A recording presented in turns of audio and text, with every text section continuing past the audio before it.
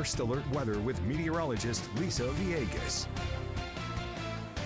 Good evening. It is a First Alert. We are going to get ready for those changes, which really start to show up in the next couple of hours. And I'm talking about the wind speeds. Something to consider, especially if you have outdoor Halloween decor. Might want to make sure that's really tied down because those wind speeds are about to kick up. Thanks to that cold front that has been sliding across parts of the Carolinas. So in the next couple of hours, like I said, you will notice those wind speeds slowly starting to kick up.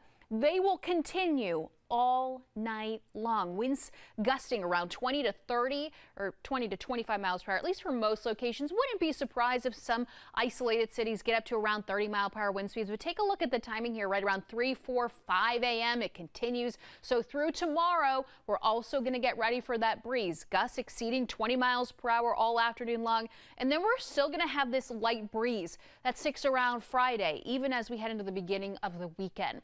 Like I said, this is all because of a cold front, even starting to see some of that cloud cover beginning to clear out. All is fairly quiet, maybe a stray shower or two across parts of Richland County, but as far as the rain goes, we've been pretty lucky this afternoon, at least dry conditions, especially for that commute home if you're just about to head out.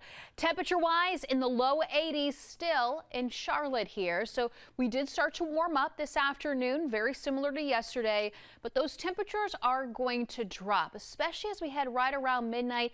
Temperatures begin to fall and into the 60s here. Still can't rule out a stray shower. We begin to clear out, so by tomorrow morning heading out the door, temperatures will be cooler, about 10 degrees cooler than where we were this morning. So mid-50s heading out, not too bad, nice and refreshing out there. That humidity begins to drop as well. And by tomorrow, high temperatures significantly cooler. Also about 10 degrees cooler here. Highs only peaking in the low 70s, upper 60s in the foothills. And then we even get ready for the low 60s up into the mountains. So what's coming next when it comes to our temperatures? Well, as we take a look, we've got those 70s that stick around in the forecast here, not only tomorrow, but into Friday, and then a gradual warm up, if you will, but overall getting back into those mid 70s here for this weekend. So it should be fantastic if you're making any outdoor plans.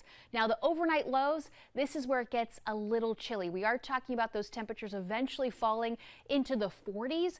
That's going to happen Friday morning. So 47 degrees for that morning commute. And then we have the majority of the week in the 50s. So not too bad, but I want to point out Friday morning because I can't rule out some patchy frost, especially for our mountains. This is typically the time where we start to see some frost for our mountain communities. The rest of us just chilly, but of course in those mid and upper 40s. So that's what's happening with our temperatures. Rain chances, we are quiet through the week, but the reason I want to show you this is we've got this low pressure system, this coastal low, if you will. This is going to be developing and brewing. So along the coast, we're going to have rain chances. I can't rule out a stray shower for our far eastern counties, maybe even the Sandhills, and that is going to take place this weekend. Really watching for that on Sunday, but can't rule out a stray shower, including Saturday and potentially Monday. So as we take a look at the 7-day forecast for us here in Charlotte, fairly quiet, just watching for a little bit of that cloud cover to return.